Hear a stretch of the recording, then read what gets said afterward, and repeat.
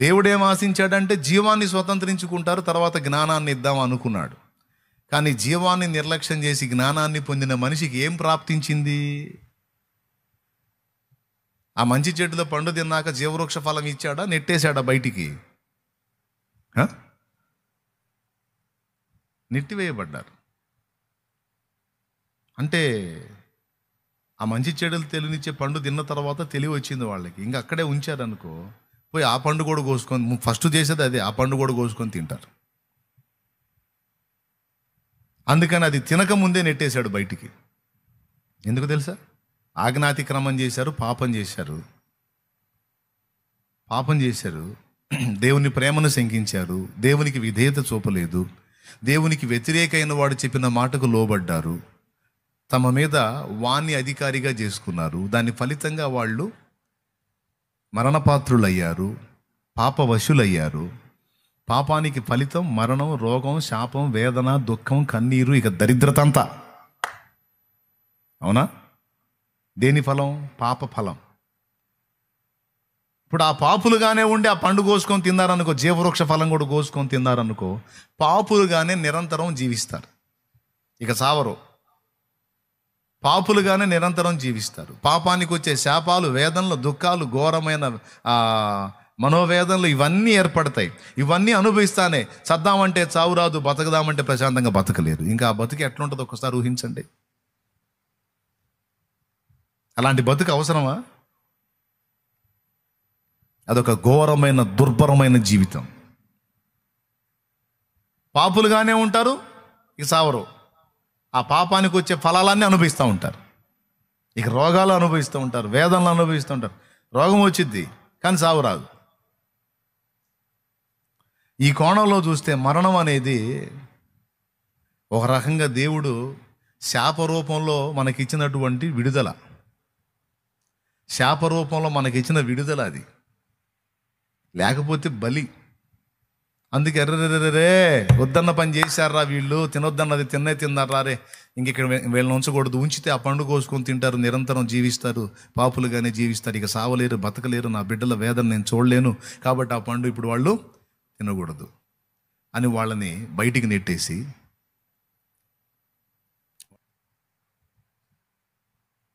వాళ్ళని బయటికి నెట్టేశాడు. బయటికి నెట్టేసి అక్కడికి ఆ జీవవృక్ష ఫలం దగ్గరికి పోయే మార్గానికి కెరూబుల్ని కాపలా పెట్టాడు, అటు ఇటు తిరుగుతున్న ఖడ్గ జ్వాలని కాపలా పెట్టాడు. ఎందుకు అంటే వాళ్ళు ఇప్పుడు తినకూడదు, ఎందుకంటే వారు ఇప్పుడు పాపులై ఉన్నారు. మరి వాళ్ళకి జీవం ఇంకా లేదా? మళ్ళా జీవాన్ని పొందుకునే ప్రాప్తి లేదా అంటే ఉంది. ఎప్పుడు ఉందంటే వారి పాపానికి ప్రాయశ్చిత్తం జరిగినప్పుడు తిరిగి వాళ్ళు జీవవృక్ష ఫలం తీసుకునే ఛాన్స్ వాళ్ళకు ఉంది. వాళ్ళ పాపానికి ప్రాయశ్చిత్తం జరగాలి. ఖడ్గమా నా కాపరి మీద పడుము అన్నాడు. ఖడ్గమా, జకర్యాలు అంటాడు, నా కాపరి మీద పడుము. ఇంట్రెస్ట్ ఉంటే తీసుకొని చూడండి. దేవునికి స్తోత్రము గానము చేయుటయే మంచిది. 13 జకర్యా గ్రంథము 13వ అధ్యాయము 7వ వచనం చూడు. ఖడ్గమా నా గొర్రెల కాపరి మీద నా సహకారి మీదను పడుము. అది గొర్రెలు చెదరిపోవునట్లు కాపరిని హతము చేయుము. ఈ మాట ఎప్పుడో ఎక్కడో ఎవరో ఎవరితోనో అన్నారు, గుర్తు చేసుకోండి. నేను కాపరిని కొట్టుదును, గొర్రెలో చెదరిపోవును అని వ్రాయబడినది నెరవేరునట్లు ఇలాగూ జరగవలసి ఉన్నది అని ఎవరో ఎవరితోనో ఎప్పుడో అన్నారు. ఎవరన్నారో? ప్రభు అయిన యేసుక్రీస్తు తన శిష్యులతో అన్నాడు, ఇదిగో నేను కాపరిని కొట్టుదును, మీరు గొర్రెలు చెదరిపోవునట్లు చెదరిపోవుదురు అని వ్రాయబడినది నెరవేరునట్లు ఈ రాత్రి జరగబోతుంది. మీ కాపరిగా నేనున్నాను, నా మీద ఖడ్గం పడబోతుంది. నా మీద పడే ఖడ్గం ద్వారా సర్వ మానవాళికి విడుదల, విమోచన.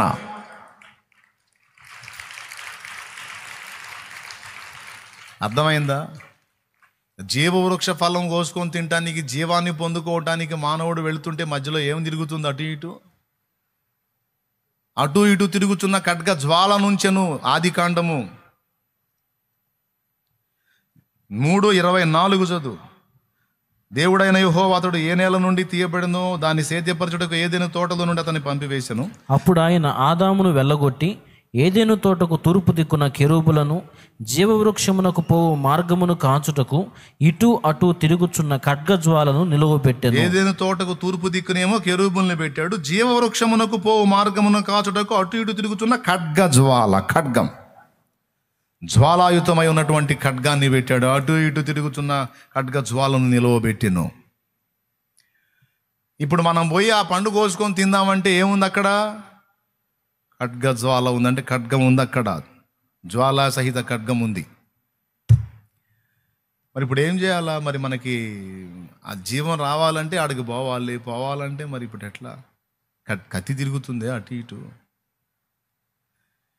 ఇక మళ్ళీ మనం ఆయన చేరే మార్గం లేదా, జీవాన్ని పొందుకునే మార్గం లేదా అంటే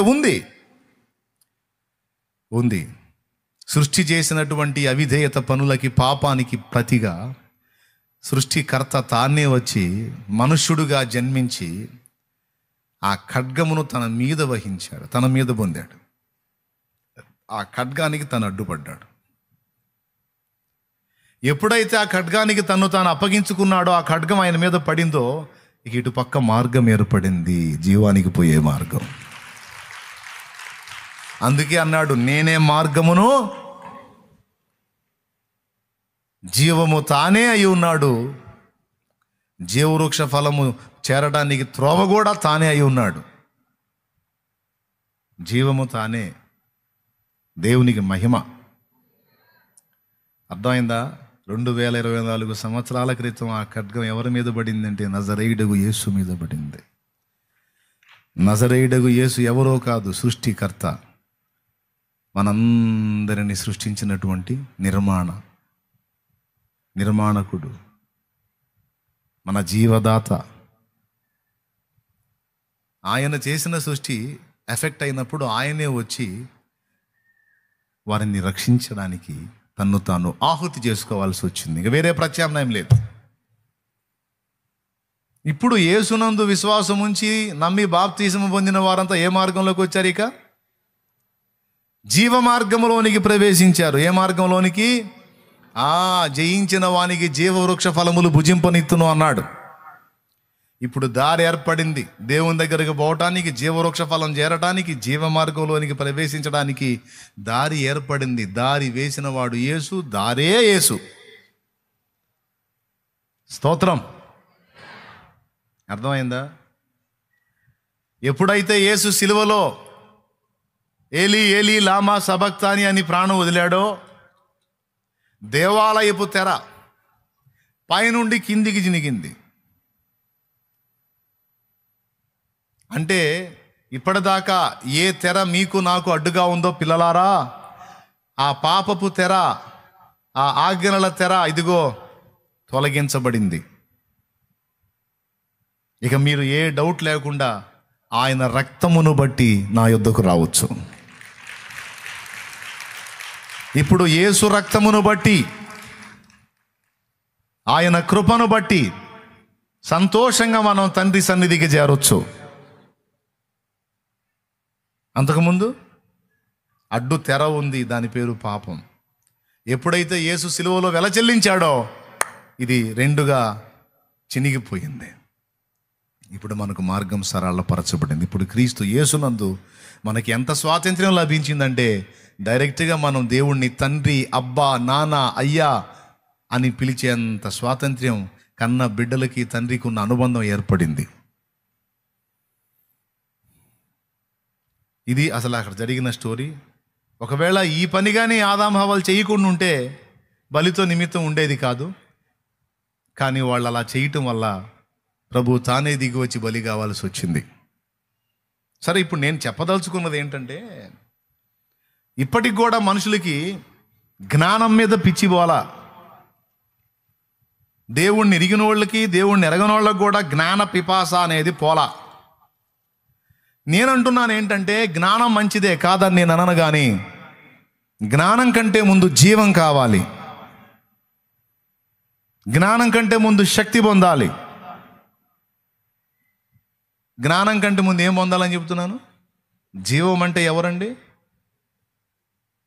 యేసయ్య చెప్పాడు కదా, యోహాను సువార్త 14:6 మీరు చెప్పారుగా, నేనే జీవమునై. ఆ మాట ఒక్కసారి గుర్తు చేసుకోండి. నేనే మార్గమును, అందరు చెప్పండి, నేనే మార్గమును సత్యమును జీవమునై ఉన్నాను. ఇప్పుడు మనం పొందాల్సిందేంటి? ప్రయాసపడాల్సిందేంటి? సంపాదించాల్సిందేంటి? సాధించాల్సిందేంటి? బైబిల్లో చెప్పబడిన లేకపోతే బయట దొరుకుతున్న అనేక రకాల విధములైనటువంటి జ్ఞానమా, లేకపోతే దీని అంతటిని పక్కన పెట్టి ముందు పొందాల్సింది దేవుని జీవమా? అది అది అది అది ఇప్పుడు మన అంశంలో కీలకమైన మాట. దేవుని జ్ఞానం కంటే కూడా ముఖ్యం దేవుని జీవం. దేవుని జ్ఞానం కంటే ముందు దేవుని జీవం, తర్వాత దేవుని జ్ఞానం. విచిత్రం ఏంటంటే ఈ రెండు క్రీస్తే. అది ఆశ్చర్యకరమైన విషయం. ఈ రెండు క్రీస్తే. దేవుని జ్ఞానమై ఉన్నాడని 1 కొరింథీ పత్రిక 1వ అధ్యాయం ఒక్కసారి తీసుకొని చూడండి. 1 కొరింథీ పత్రిక 1వ అధ్యాయము 24వ వచనం చూడండి. ఆయన యూదులకు ఆటంకముగాను అన్యజనులకు వెరితనముగాను ఉన్నాడు గాని యూదులకేమి గ్రీసు దేశస్థులకేమి పిలువబడిన వారికి క్రీస్తు దేవుని శక్తియును దేవుని జ్ఞానమునై ఉన్నాడు. ఫస్ట్ ఏం చెప్పాడండి? దేవుని శక్తియు. రెండవది ఏమన్నాడు? దేవుని జ్ఞానము. తర్వాత జస్ట్ మీకు ఇంకా నిరూపణ కోసం 2వ అధ్యాయం కానీ మీరు చూడగలిగితే పౌలు ఏమంటాడో తెలుసా? నేను మీ మధ్య ప్రకటించినప్పుడు జ్ఞానాన్ని ఆధారం చేసుకోవాలా. ఏది? లోకానుసారులు వెతుక్కునే జ్ఞానం, లోక జ్ఞానాన్ని, వాక్చాతుర్యాన్ని, మాటలలోని లాలనను నేను ఆధారం చేసుకోవాలా. దేవుని జ్ఞానమై ఉన్న క్రీస్తును, ఆయన శక్తిని, దేవుని శక్తిని నేను ఆధారం చేసుకున్నాను కానీ జ్ఞానాన్ని కాదన్నాడు. జస్ట్ 2వ అధ్యాయంలో మీరు చదివితే మీకు 4వ వచనం, మీ విశ్వాసము మనుషుల జ్ఞానము ఆధారము చేసుకొనక దేవుని శక్తిని ఆధారము చేసుకుని ఉండవలెనని నేను మాటలాడినను సువార్త ప్రకటించినను జ్ఞానయుక్తమైన తీయని మాటలను వినియోగింపక పరిశుద్ధాత్మయు దేవుని శక్తియు కనపరుచు దుష్టాంతరములనే వినియోగించి తిని. ఇప్పుడు ఇక్కడ కూర్చున్న మీరు కానీ అనేక మంది సేవకు తర్బీదు అవుతున్న వాళ్ళకి కానీ ఇది చాలా అవసరం. 100% అవసరమైన సందేశం. అందుకని నేను ఈ విషయం చెప్తున్నాను, మీకు కూడా చెప్తున్నాను, వాళ్ళతో పాటు మీకు కూడా చెప్తున్నాను. ఇప్పుడు లోక జ్ఞానం కావాలా, బైబిల్ జ్ఞానం కావాలా, దేవుని జీవమై ఉన్న క్రీస్తు కావాలా, దేవుని జ్ఞానమై ఉన్న క్రీస్తు కావాలి? ఎవరు కావాలి నీకు? కొంతమందికి లోక జ్ఞానం కావాలి, పిచ్చి పట్టినట్టు వెంపర్లాడుతున్నారు. మరి సెల్ ఫోన్ అంతసేటు వాడుతున్నారంటే ఏం పొందాలని, ఏం తెలుసుకోవాలని? లోక జ్ఞానమేగా. లోకంలో ఏం జరుగుతుందో చూడాలి, కొత్త కొత్త ఏమేమి వచ్చినాయో తెలుసుకోవాలి, పరిస్థితులు ఎలా ఎలా జరుగుతున్నాయో ఆ జ్ఞానం పొందాలి. తెలుసుకోవటమే కాక ఇతరులకు చెబుతూ ఉంటారు కూడా. సరే, ఎగతాళి చేయడానికి, విమర్శించడానికి కాదు, కానీ బలహీనతను ఖండించడానికి ఈ విషయం మాట్లాడుతున్నాను. నేను చెప్తున్నది ఏంటంటే చిన్నోళ్ళకి పెద్దోళ్ళకి అందరికీ కూడా ఫస్ట్ నేర్చుకోండి, దేవుని జీవాన్ని పొందుకోవటానికి ముందు దేవుడిని ఆశ్రయించండి. వారు పేతురు యోహానుల ధైర్యము చూచినప్పుడు వారు విద్య లేని పామరులని ఎరిగి. అపోస్తల కార్యములు 4వ అధ్యాయంలో 13వ వచనమేనా? 13వ వచనం. అది వారు పేతురు యోహానుల ధైర్యమును చూచినప్పుడు వారు విద్యలేని పాముర్లని గ్రహించి ఆశ్చర్యపడి వారు యేసుతో కూడా ఉండిన వారని గుర్తెరిగిరి. అది లెక్క. వారు విద్యలేని పామరులని గ్రహించి ఆశ్చర్యపడి వారు యేసుతో కూడా ఉండిన వారని గుర్తెరిగిరి. వాళ్ళ వ్యవహారం, వాళ్ళ మాటల్లోని మొరటతనం మొత్తానికి ఏం కనపడిందో వాళ్ళకి విద్యలేని పామరులు అనిపించింది.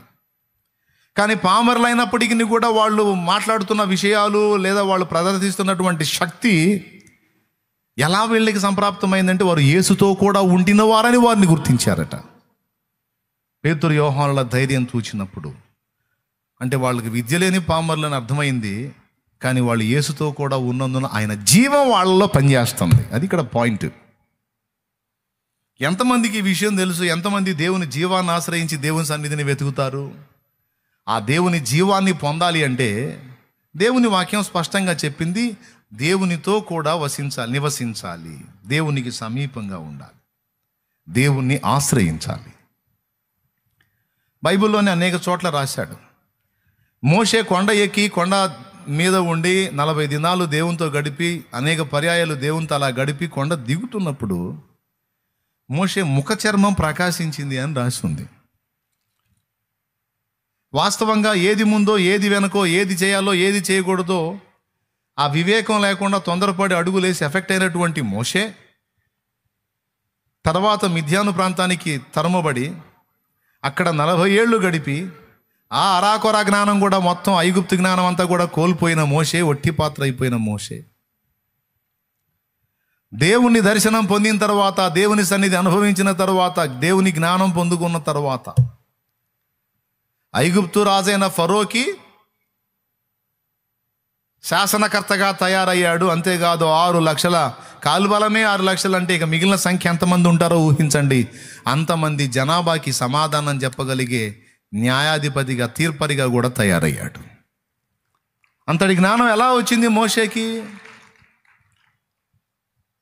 ఆయన దేవుని సన్నిధిలో ఉన్నాడు. అనేక పర్యాయములు ఎప్పుడు దేవుని సన్నిధిలోనే ఉన్నాడు, దేవునికి సమీపంగా ఉన్నాడు.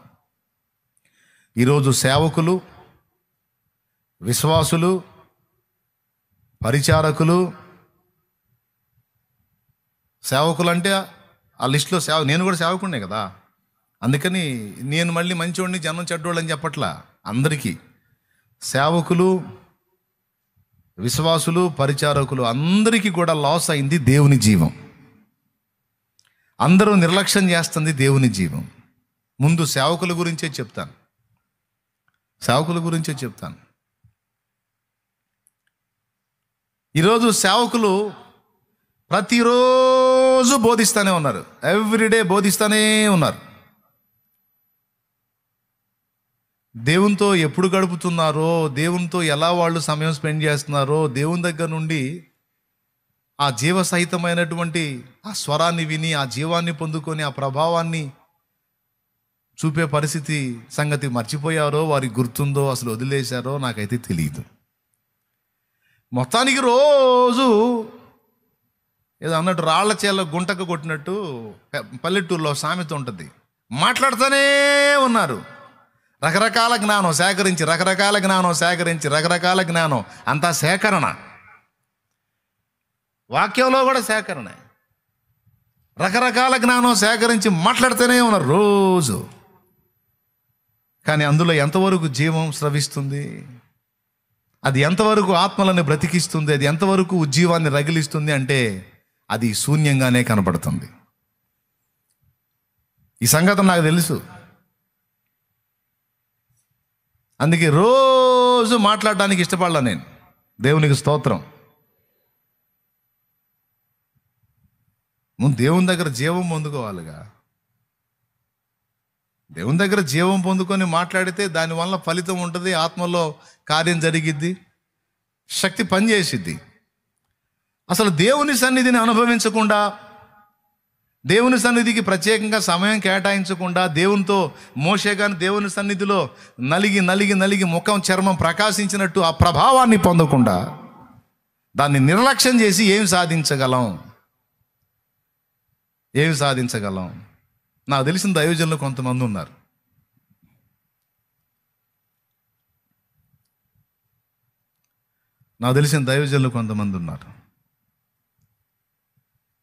దేవుని వాక్యాన్ని విపరీతంగా బోధించగలుగుతారు.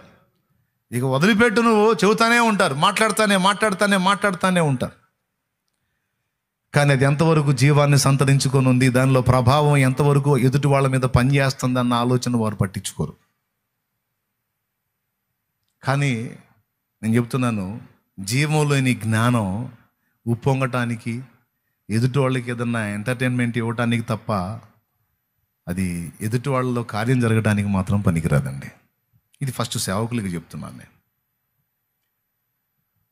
ఆయన ఏమన్నాడు? నేను వాక్చాతుర్యముతో కానీ జ్ఞానాతిశయముతో కానీ మీ మధ్య నేను ప్రకటించిన వాడను కాను.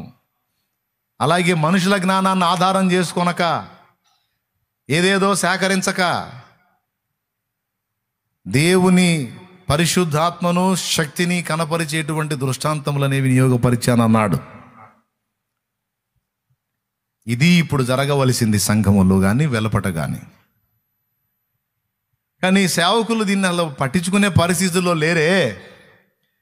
కొంతమందికి ఏమో ఎలా మనం పబ్లిక్ అవ్వాలి, ఎలా మనం టాప్ 1లోకి వెళ్ళిపోవాలి, ఎలా మనం గుర్తింపు సాధించాలి, మనమేం ట్రిక్కులు ప్లే చేస్తే నెంబర్ 1లోకి వెళ్తామని కొంతమంది వెతుకులాట. దానికోసం వారి నాయన ఎన్ని ప్రయోగాలు.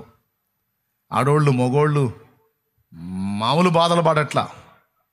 రకరకాల స్టైల్లో కొంతమంది సాంగ్స్ పాడి ఆడపిల్లలు ఈ హెయిర్ స్టైలు, ఈ ముఖము, మేకప్లు, ఓరి నాయన నానా రకాల బాధలు పడి, రకరకాల తిప్పలు పడి వాటిని ఇన్స్టాలో పోస్ట్ చేస్తా. అలాగే నాకు అర్థమవుతూ ఉంటుంది ఏంది ఇలా బాధ అంటే, చాలామంది పబ్లిక్ అయ్యారు, నేను కూడా కావాలి. స్త్రీలు కానీ పురుషులు కానీ ఒకరు కాదు, చాలామంది ఒకరిని చూసి ఒకరిని చూసి ఒకరు ఈ రంది పడింది.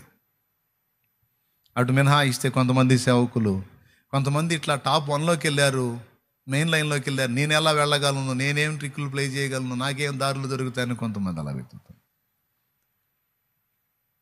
కొంతమంది ఏమో మనం ఎప్పటికీ అక్కడ దాకా పోలేవులే కానీ ఏదో ఉన్నంత వరకు, నడిచినంత వరకు చేద్దాం, నడుస్తోంది కదా జీవితం, అట్ట నడవనిద్దాం. ఏదైనా దేవుడు మనకు మాట్లాడినా చెవిటోడు ముందు శంఖం ఊదినప్పుడు ఆ ఊదిన కాసేపు అని తర్వాత ఏదో ఛార్జింగ్ డౌన్ అయిపోయిన విధానంగా సప్పబడిపోయేవాళ్ళు కొంతమంది. సరైన మాట తగిలినప్పుడు దాని గురించి కాస్త ఉజ్జీవింపబడిన మరి కొంతసేపటికే చల్లారిపోయినటువంటి వ్యక్తుల్ని, చల్లారిపోతున్న వ్యక్తుల్ని చూస్తూ ఉన్నా. ఇదంతా ఎందుకు చెప్తున్నానంటే కొద్దిగా చేంజ్ అవ్వాలి, అసలు రహస్యాన్ని గుర్తుపట్టాలి.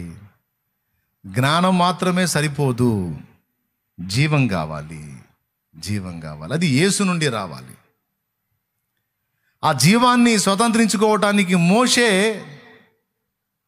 దేవుని పాదాలను ఆశ్రయించినట్టు, పౌలు దేవుని పాదాలను ఆశ్రయించినట్లు మనము కూడా దేవుని పాదాలు, ఆదిమ భక్తులు దేవుని పాదాలు ఆశ్రయించారు. తర్వాత ఉజ్జీవాన్ని చూసినటువంటి భక్తులు కూడా దేవుని పాదాలను ఆశ్రయించారు. ఇప్పుడు మనం కూడా తప్పనిసరిగా అలా దేవుని పాదాలను ఆశ్రయించి ఆయన సన్నిధిలో నలిగి కరిగిపోతే తప్ప, దేవుని శక్తితో దేవుని జీవంతో అలా మనం నింపబడితే తప్ప మన మాటకు పవర్ రాదు, మన మాటకు ప్రభావం రాదని ఫస్ట్ నేను దైవ జనాంగానికి చెప్తున్నాను. చార్లెస్ గ్రాండిసన్ ఫిన్నీ అనేటువంటి దైవజనుడి సాక్ష్యం మీరు చదవండి, సేవకులు చదవాలి. దేవుడు ఆయన దర్శించినప్పుడు మొట్టమొదట ఆయన ఏకాంత ప్రార్థనకి వెళ్ళిపోయాడు. ఏకాంతంగా దేవుని పాదాల సన్నిధిని 3 దినాలు. వాస్తవంగా ఆయన ఒక దగ్గర జాబ్ చేసుకుంటాడు, అక్కడి నుంచి వెళ్ళిపోయాడు. ఆయన 3 రోజులు పొదల మధ్యలోనికి వెళ్ళిపోయి ప్రార్థనలో దేవునితో గడిపి పరిశుద్ధాత్మను పొందుకున్నాడు. ఏమన్నా ఆయన దేవుని ఆత్మచేత రేపబడ్డాడు. ఆయన పొదల మధ్యకు వెళ్ళాడు, 3 దినాలు ప్రార్థనలో గడిపాడు, దేవుని ప్రభావంతో నింపబడ్డాడు, వచ్చాడు. ఆయనే సువార్త చెప్పలే, ఏం హడావుడి చేయలే. జాబ్ మీలాగా పని చేసుకుంటాడు, జాబ్ చేసుకుంటాడు, వెళ్ళాడు, అలా దేవునితో గడిపాడు, వచ్చాడు, దేవుని ప్రభావంతో నింపబడ్డాడు. తన సహోద్యోగి ఉంటాడు కదా, కొలీగ్, ఆ కొలీగ్ అడిగాడు, ఎక్కడికి వెళ్ళావు ఫిన్ని, 3 రోజులు కనపడలేదు నువ్వు. ఏకాంతంగా ప్రార్థనలో దేవునితో గడపడానికి వెళ్ళాను అని ఏదో తను వెళ్ళొచ్చిన పని చెప్పాడు. ఏంతో, నువ్వు పాపివి, నువ్వు పశ్చాత్తాపడాలి, నువ్వు మారు మనసు పొందాలి, నువ్వు ఇలా ఉండకూడదు, నువ్వు అలా ఉండకూడదు, ఏం చెప్పాలి ఆ వ్యక్తితో. తాను ఎక్కడికి వెళ్ళొచ్చాడో, ఎక్కడ గడిపొచ్చాడో ఆ విషయం మాత్రం చెప్పాడు అంతే. ఆయన నోట నుండి ఒక వాక్కు అతన్ని స్పర్శించింది అంతే. క్షణాలలో అతను తలదించుకొని వేదన పడిన వాడే తను కూర్చున్న సీట్లో నుంచి లేచి వెళ్ళిపోయాడు. అతను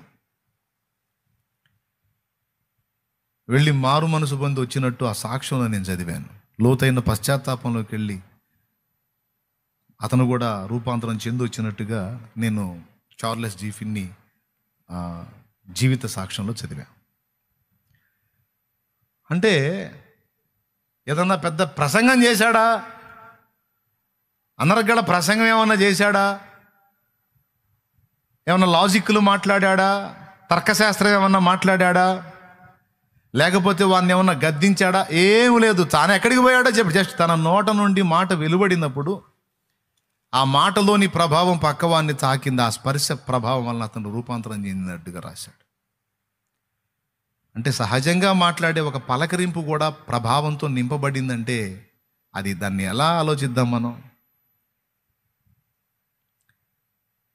చార్లెస్ జి ఫిన్నీ దినములు తానున్న ప్రాంతములు, తను సంచరించిన ప్రాంతములను దేవుడు దర్శించిన దినములు అని ప్రసిద్ధిగాంచాయి. దేవునికి స్తోత్రం కలుగునుగాక. అంటే పరిశుద్ధాత్మ చేత రేపబడ్డారు, పరిశుద్ధాత్మ చేత నడిపించబడ్డారు, పరిశుద్ధాత్మ వారిని ఉంచిన స్థలంలో స్థిరముగా ఉన్నారు, పరిశుద్ధాత్మ అనుగ్రహించేటువంటి శక్తి పొందుకున్నారు, వచ్చి పరిశుద్ధాత్మ ద్వారా బలమైన కార్యాలు చేశారు.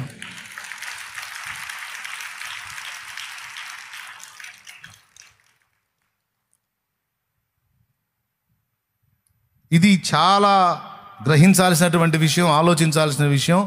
సేవకులను మినహాయిస్తే విశ్వాసులు కూడా దీనికోసం పోరాడాల్సిందే. ఎందుకంటే విశ్వాసులకు జీవం వద్దా? విశ్వాసులకు జ్ఞానం ఉంటే చాలా? రోజుకు 3 ప్రసంగాలు విని ఆయన అట్ట చెప్పాడు, ఆయన ఎట్ట చెప్పాడు, ఆయన అట్ట చెప్పాడు, ఏమి ఎట్ట చెప్పింది అనుకుంటే సరిపోయిద్దా?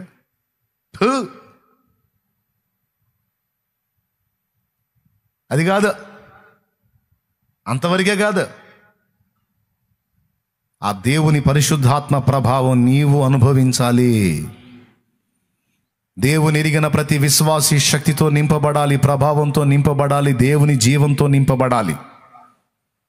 దానికోసం దేవుని ఆత్మ చేత నడిపించబడాలి. నేను చెప్పనా, దేవుని ఆత్మ అయితే ఊళ్ళోకి నడిపించడం, ఆయన శక్తితో నింపబడటానికి ఖచ్చితంగా అరణ్యపు అనుభవానికే నడిపిస్తాడు. ఇది ఒరిజినల్.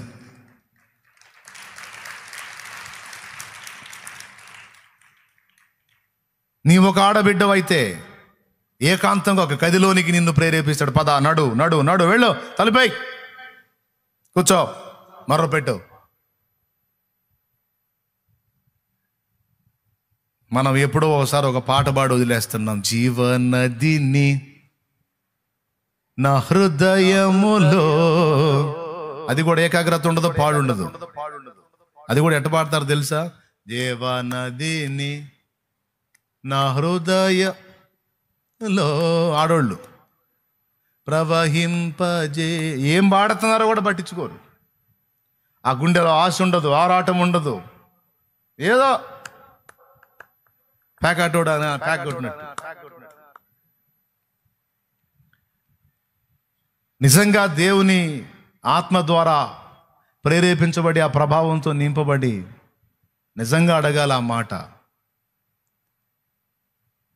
ఒకప్పుడు దేవుని యందలి విశ్వాసం ఉంచిన తొలి దినాల్లో దేవుని జీవాన్ని పొందుకున్నాం. అప్పుడు భక్తి వేరు, ఆత్మీయత వేరు, ఆ ఫోర్స్ వేరు, ఆ ఆనందం వేరు. అప్పుడు మనలో నుండి బయలు వెడలిన దైవ వాక్కు వేరు, ఆ ప్రభావం వేరు. కానీ ఇప్పుడు ఏమైపోయింది? ఆ జీవం తరిగిపోయింది. ఆ జీవం తరిగిపోయి జీవించుచున్నావన్న పేరు మాత్రం ఉంది, కానీ నీవు మృతుడవే అన్న స్థితికి వెళ్ళిపోయింది. సేవకుల బతుకు, విశ్వాసుల బతుకు, పరిచారకుల బతుకు. ఇప్పుడు మళ్ళా దేవుని పాదాలను ఆశ్రయించి, దేవుని పాదాలు పట్టుకొని మళ్ళా తిరిగి బ్రతికించమని దేవుణ్ణి, తిరిగి జీవంతో నింపమని దేవుణ్ణి వేడుకోవాల్సిన పరిస్థితి ఉంది. ప్రియులారా, భక్తులు ఎవరి ప్రేరణతో అరణ్యానికి వెళ్ళారు? వాళ్ళని అరణ్యానికి తీసుకెళ్ళింది ఎవరండి? పెద్దగా చెప్పండి. ఎవరి ప్రేరణ? యేసునే చూడండి మీరు. మత్తయి సువార్త చూసినా, మార్కు చూసినా, లూకా చూసినా, ఆయన ఆత్మ చేత అరణ్యమునకు కొనిపోబడి అరణ్యములో 40 దినములు. లూకా సువార్త 4వ అధ్యాయం. చదువు. యేసు పరిశుద్ధాత్మ పూర్ణుడై యోర్దాను నది నుండి తిరిగి వచ్చి 40 దినములు ఆత్మచేత అరణ్యములో నడిపింపబడి అపవాది చేత శోధింపబడుచుండెను. ఆ దినములలో ఆయన ఏమీ తినలేదు. అవి తీరిన తరువాత ఆయన ఆకలి. చాలు, అక్కడే ఉండును. అట్లా ఆ అధ్యాయాన్ని తీసుకొని ఉండు. వినండి, దేవుని ఏర్పాట్లో ఉన్న వాళ్ళకి మాత్రమే ఈ మాటలు నప్పుతాయి, వారికి మాత్రమే ఈ మాటలు నచ్చుతాయి, వాళ్ళు మాత్రమే ఈ మాటలు దొరుకుతాయి, పొందగలరు. ఆ ఏర్పాట్లు ఆ కృపలో లేని వాళ్ళకి ఇది లభించదు. ఇది వాని కర్మ. ఈ పాయింట్ని గమనించండి. యేసును అరణ్యాన్ని కొనిపోయింది ఎవరు?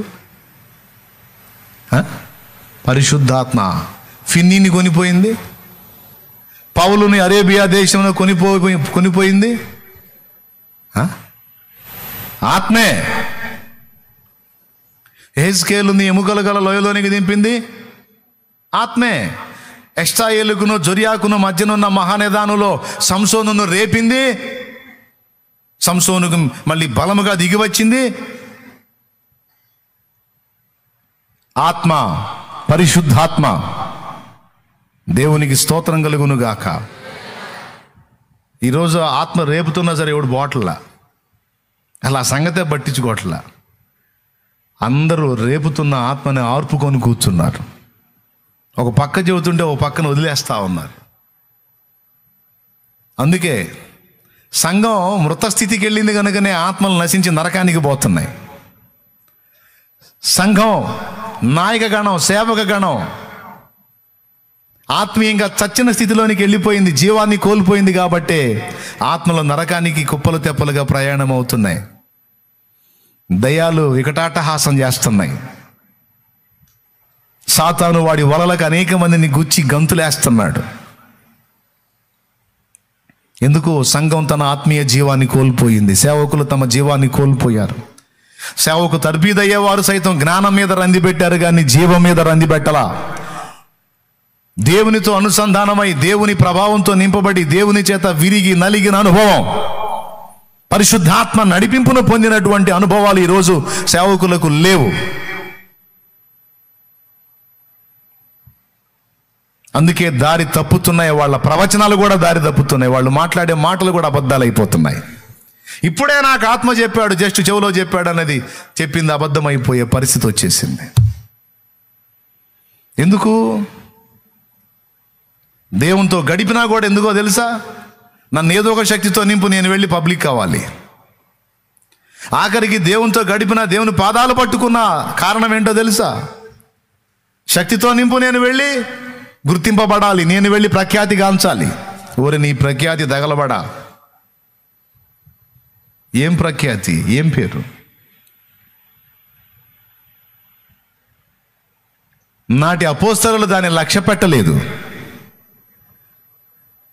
వాళ్ళు ఆ నామమును బట్టి దూషణను ఎదుర్కొన్నందుకు, హింసపాలైనందుకు ధన్యులమని ఎంచి సంతోషముగా బయలువెడలిది.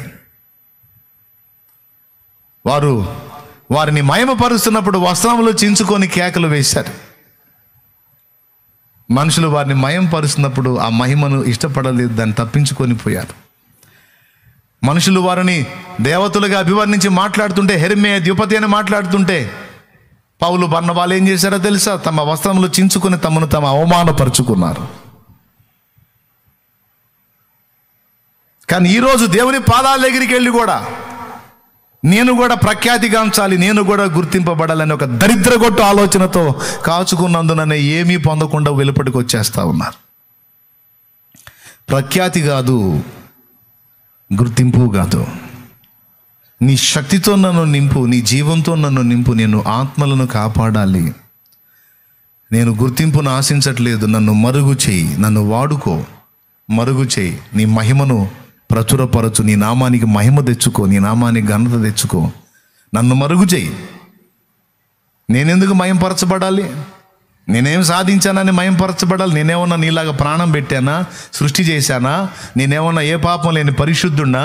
ఏ కారణాన్ని బట్టి నేను మహింపరచబడాలి? దేవా, ఏముందని నాలో మహిమపరచబడాలి? నీ కృప ఒక్కటి లేకపోతే నరకపాత్రుని కదా నేను. నీ రక్తం ఒక్కటి లేకపోతే నాశన పాత్రుని కదా నేను. నాశన పాత్రురాల్ని కదా నేను. నేనెందుకు మహింపరచబడాలి తండ్రి? నేనెందుకు ప్రఖ్యాతిగాంచాలి తండ్రి? నిన్ను ప్రఖ్యాతిలోకి తీసుకురావాల్సినని, నిన్ను మహింపరచాల్సినని నిన్ను అడ్డం పెట్టుకొని నేను మహిం పొందాలా, నేను ప్రఖ్యాతిగాంచాలా, నేను గుర్తింపబడాలి? ఇది దొంగతనం కాదు, ఇది వంచన కాదు. నాకొద్దు ప్రభు, నాకొద్దు. యథార్థంగా నీ శక్తితో నింపబడాలి. ఎన్నో జీవితాలు నాశనం అవుతున్నాయి, చూడలేకపోతున్నాను. ఎన్నో జీవితాలు నాశనం అవుతున్నాయి, చూడలేకపోతున్నాయి. ఎన్నో బ్రతుకులు బలైపోతున్నాయి, చూడలేకపోతున్నాను. సాతాను విలయతాండవం చేస్తున్నాడు. నిన్ను ఎరిగిన నేను వాడి ఆటలను చూస్తూ ఊరుకోలేకపోతున్నాను. నన్ను బలపరచు, నన్ను వెలిగించు, జీవంతో నింపు, నీ శక్తితో నింపు.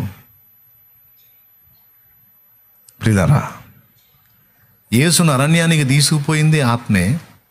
అరణ్యంలో 40 రోజులు నడిపించింది ఆత్మే. యేసుకు బలమిచ్చి మళ్ళీ తిరిగి పంపించింది ఆత్మే. ఆ 3 మాటలు బైబిల్లో ఉన్నాయి. ఆయన ఆత్మచేత అరణ్యమునకు కొనిపోబడెను అని మత్తయిలో. లూకాలో ఏముంది? ఆయన ఆత్మచేత అరణ్యములో నడిపింపబడెను అనుంది. అదే లూకా 4లో ఏముంది? యేసు ఆత్మ బలముతో నిండుకొనిన వాడై గలిలయకు వచ్చెను. దేవునికి స్తోత్రం కలుగునుగాక.